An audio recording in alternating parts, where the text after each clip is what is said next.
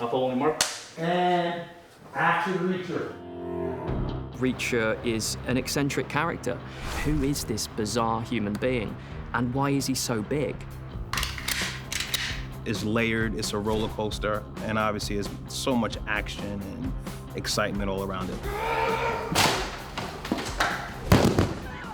It's gritty and it's full of action and has the passionate love story as well. What the hell just rolled into Margrave?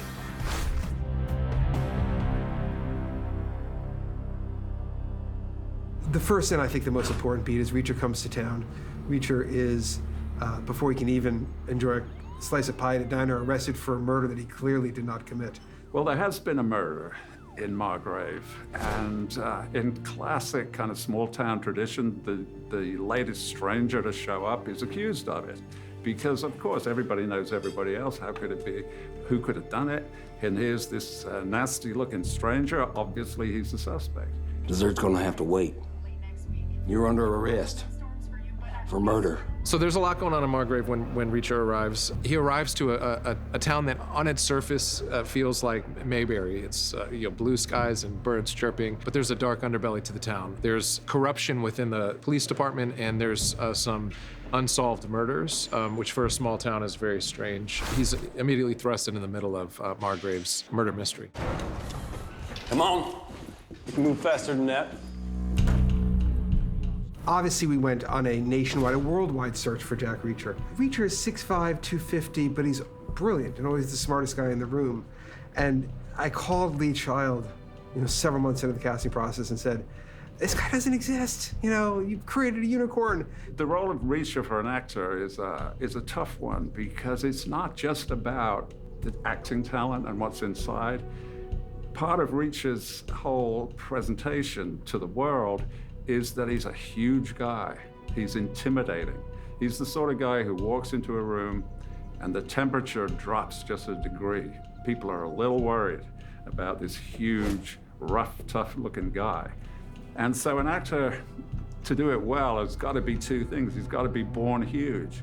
And very unjustly, that excludes a lot of actors because not every actor is born huge. They're very talented actors and a lot that came close. But then Alan Ritchson kind of walked into the room and you know when you see it. Alan has that incredible ability to blend the three aspects of Reacher that are most important. One, clearly the physicality, Two, Alan's ability to deliver sort of Reacher's detective hypotheses, the way he sees clues, the way he picks apart people and situations, were delivered in an interesting way and in a very insightful way. And then third, and this is the sort of the magic, Reacher, as written by Lee Child, always has sort of a little bit of a dry wit and a sarcasm, sort of a knowing smile, because he knows, he basically is ahead of the room always. And Alan was able to deliver that just very naturally without even discussing. Alan was just, it was the moment he walked in the room. Sasquatch don't talk. I had a passport on, Jack Reacher. No middle name. Zip ties? Cuffs didn't fit him. Reacher is a mysterious stranger. He's the knight-errant archetype. He's the guy that blows into town from who knows where and takes the law into his own hands. And I think that's why we love him. I think, it's Reacher's wish fulfillment for us, the guy that's going to come into our world and fix everything and then carry on, So I love that, Reacher is a hero in some sense, but also a little rough around the edges. So it humanizes him, and I think that's what makes him so fun to play. Alan is nailing it. He's really got that. He's got that kind of bemusement. Why isn't everybody else as fast as I am? Why isn't everybody else understanding this? And yet courteous and polite, because never forget, Reacher was a military officer. He was a West Point graduate. He has that kind of courtesy that such people have. And that is that combination, the courtesy, the politeness, in some ways gentleness, but in some ways the possibility of extreme retribution. That's what defines Reacher. And I think Alan Ritchson is nailing it. He's perfect. I've been so impressed by what I've seen. Hi, can I help you? Nope. Just giving your dog some water. I must have knocked the bowl over because I gave him water this morning. No, you didn't. Bowl was bone dry. You calling me a liar? Yes. Preparation for the role was not that easy. I mean, it's not easy being Reacher's a big guy. In the books, he's anywhere from 6'5", 220 to 6'5", 250. So for me, I spent a lot of time in the gym, you know, putting on a little weight, you know, to step into those very big shoes. It's also, he's an intellect, you know, so you know, I want to know his world, inhabit his world, understand how he thinks as a detective. So there's a little research involved in that. Reacher, at the beginning of this season, he's really not long out of the Army. He was a military policeman. And so he's got those skills which are very, very developed, but very, very narrow, and really not much use to a person in the civilian world. And so what we're seeing is a character trying to come to terms with his new life, and also constantly having to use his old life. His old skills are constantly employed. 2 days ago, moon would have been about 26 degrees further west. This area would have been darker. This is where he hid.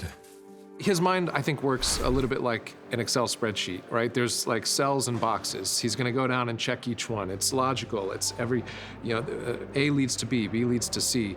And, you know, he sort of chases a line until it doesn't make sense anymore, or until he's gotten his answer. It's almost like he's on some spectrum of just this hyper-focused narrative that he walks through, you know? I think it's a lot of fun to sort of bring that to life and try and convey, you know, how does somebody who thinks so intensely about crime detective work, you know, how does that look? How does that feel to somebody inside their head? And I think to play that is a lot of fun. You okay, Reacher? Just thinking maybe my brother told me about Blind Blake for a reason. Thinking about him lying in that morgue. Thinking I'm supposed to do something about it. Like what? I guess I'll find everybody responsible. And kill every last one of them. So what we're going to see in this first season, I think, is Reacher the man growing into his new life, and Reacher the professional adapting to his new circumstances. And of course, as we find out pretty early in season 1, there's bad stuff going on everywhere, and so maybe those skills are going to be useful. So you just go wherever you want, whenever you want? Everyone's always jealous. Well, yeah, that's an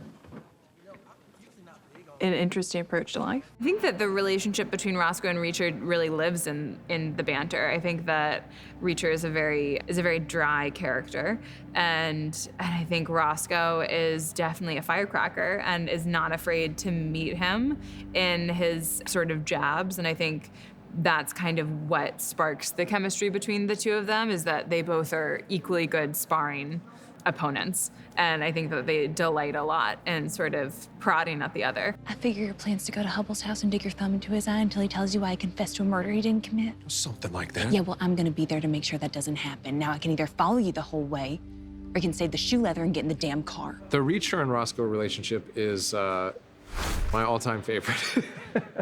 First of all, just on a personal level, Willa Fitzgerald, who plays Roscoe, is the best I've ever worked with, the best female actress I've ever worked with. I mean, she's incredible. We get to see a fascinating, vibrant firecracker come alive in Roscoe, and she's capable and smart and unafraid to be physical, and Reacher meets his match in this person. I mean, they're really equals. You know, I think when he's used to pushing people around intellectually or physically, you know, and testing people all the time, and when he sort of pushes, she pushes back, it's surprising for him and exciting for him, and he, you know, he has a great mutual respect for her. You made them follow you, because you had Joe's note. So you'd stay alive. I don't need you looking out for me. I'm a fucking cop, not some girl who needs your protection. Clearly. Willa is a hoot. She's fantastic. And she's a lot like Roscoe. Headstrong and fiercely intelligent, and isn't gonna take sort of any shit from anybody. And not even a gender basis. She's not taking shit from women or men. Underappreciated in the department. You could tell that there's sort of brilliance to Roscoe that is untapped, that she's able to exhibit and find a bit of herself over the course of this series. Miss Conklin, you come to clean out your desk? Roscoe discovers some things about her past and about Margrave's past that are unsettling over the course of the series. These are all things that Roscoe as a character has always been suspicious of and always has been suspect of. Her family was farmers. She's been there in the town through all of the hardship. And so I think that she has kind of an extra interest in kind of parsing out this riddle because to her it's incredibly personal. Whoever killed the Morrisons came after us last night. Broke into my house, carved a threat into my door. Who knows what they would have done if I'd been there alone. They came into your house. I'm fine. Let's just see what Jasper has for us. It's okay. I had my eye on her. Well, Finley is a retired police officer from the Boston PD, and now he's working as the chief detective in Margrave, a position he couldn't capture in Boston because of politics out there. Malcolm Goodwin as Finley is everything you'd always want. You know, he didn't need basically to be told how Finley is. He saw it in the script, he saw it in the book. The sort of uptight Northeasterner with a tragedy that he's hiding from the world that keeps him reserved and keeps him sort of back from engaging with those around him. So I guess that means he's dirty and you're okay. And nothing means more to me than your vote of confidence. Yeah, their relationship at first is a power struggle. It's a tug of war. Being that Reacher has a military background, he was also military police. And you have Finley, this is his case, and he's trying to solve it in his own way. And Reacher has his own methods of trying to solve the case as well. So at first it's a tug of war, but then eventually they get on the same page. The Reacher-Finley relationship is great. They sort of collide in the beginning where, you know, Reacher's been arrested, wrongly accused of murder by Finley, and Finley's sure that he's got the right guy. So they're butting heads from the start. I think by the end, they're more like the odd couple, the old married couple, you know, where they have a great affection for each other, but they still bicker. Time to stop for a snack, I see. Worked up an appetite. It was on the way. No, thanks. You're missing out. Yeah, on heart disease. Well, the key thing about Reacher and his relationships is that deep down, he loves his solitude, but equally, he's worried about being lonely. And the two things are slightly incompatible. And the result is that if he meets somebody who intrigues him on some elemental level, then he's very into that person. How's it going, big fella? Neely? I knew I'd track you down. You wish. I tracked you. Neely is, in many ways, sort of the female counterpart to Jack Reacher. They're obviously quite similar, yet very different in demeanor.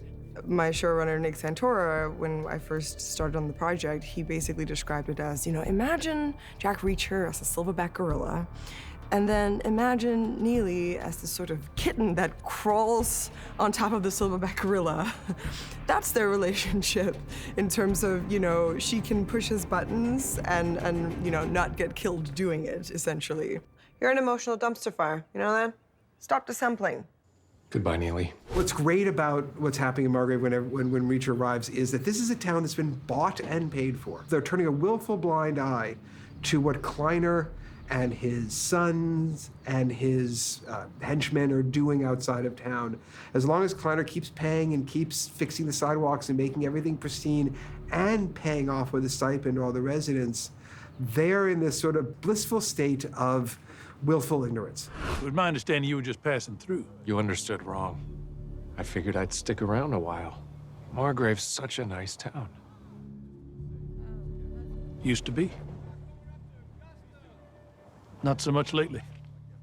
Mayor Teal is the mayor of a small town, maybe a couple of hours outside of Atlanta. And in a small town in the South, anywhere really, everybody, especially the mayor, knows any stranger that comes to town more than stopping for a tank of gas. I think all small towns have got a big sort of political element that's usually pretty low-key and usually quite benign. You know, they've got community problems to solve and they've got provisions to make. So the idea that there's a stranger here who is going to contribute and then maybe tell the story elsewhere, what are they hiding? You're not a cop. You got 1 minute to leave my crime scene or I'm taking you in. I buried one good man today and saw another one gutted. Not to mention his bride. Don't test me. He is the protagonist, and myself and my henchmen are, classically speaking, the antagonists in the story. So we meet early, and then we go all our separate ways, and then, like in all good drama, we clash at the climax. You knew I'd come in here and cause a problem that would most likely get me in trouble. But know what you don't know? What's that? What it feels like when I hit you. As Reacher becomes more comprehending of the situation in Margrave, KJ quickly identifies the fact that Reacher is his enemy number one. The two characters, Reacher and KJ, are actually sort of polar opposites of each other, but one thing that KJ, I think, really prizes over Reacher is this idea that he is this Machiavellian, smart villain pulling the strings. Reacher's intelligent, and Reacher has tried and been successful to piece together this jigsaw puzzle as to what's been going on and why it's happening. And the fact that Reacher actually hasn't figured out the degree to which KJ is involved, I think is a point of pride and is actually ultimately part of the character's downfall. Like an onion, you peel back just how corrupt this town has been and how corrupt it's been for a long time. How the Teals, who have run this town and took it away from the Conklins, who are Roscoe's kin, were corrupt in their own right and ripe to be bought out by Kleiner. So suddenly you have all of the town's leadership in league with someone who's doing something very nasty to the environment in his counterfeiting scheme, and is going to sell this town down the river by doing it. You looking for payback?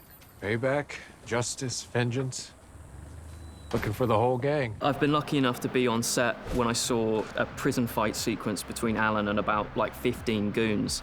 And Alan's physicality, you know, he's such a big guy and he goes whole hog with it, and it's just fantastic. If you boys knew what's about to happen to you, you'd leave now.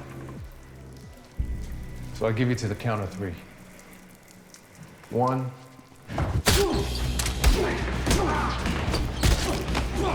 We were in the prison bathroom, and it's basically 5-on-1. And the reason I think it's special is because most of the time, fights are designed in such a way that you really only shoot 3 or 4 pieces of the fight at a time, right? Because it's sort of like designed for cuts, right? Just a couple punches, and then we'll let the stunt guy do that piece of it, and then you come in and we'll cover the other side of it with a couple punches, and the audience knows that, you know, and we've come to sort of expect that fights are chopped up in a way that's like, oh, it's not really him fighting or whatever. We designed it in a way to where there were no cuts, and I would do the whole thing. You could almost just live in a big master and shoot this entire fight, and it's brutal and savage. It takes you around the entire room, and you know, a lot of fun to perform, but I think even more fun to watch.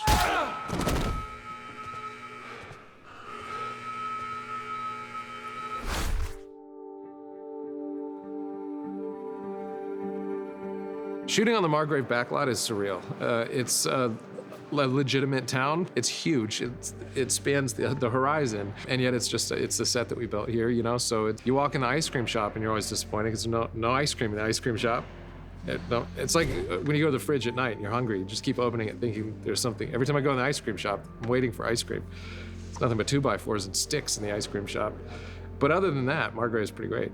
I thought it was actually a real town. I mean, literally, I was like, there's roads, there's a gas station, the barbershop, I was gonna go in there and get a haircut. That's how legit and real it looked. Absolutely stunning. Margrave backlot is amazing. It's a full town square. Most of the buildings have an interior as well. And so the interior, you can it feels like you're in an actual small town green. Like all of the stores have stuff in the windows. You go in, there's stuff like in the display cases. And it just, the level of detail is really fun to be around as an actor and to play with, because it kind of really does situate you in the time and place of Margrave during the show. Just easing on a little foundation. We don't want it to look like I'm wearing makeup. You know, just a nice glow, you know? Keep it warm.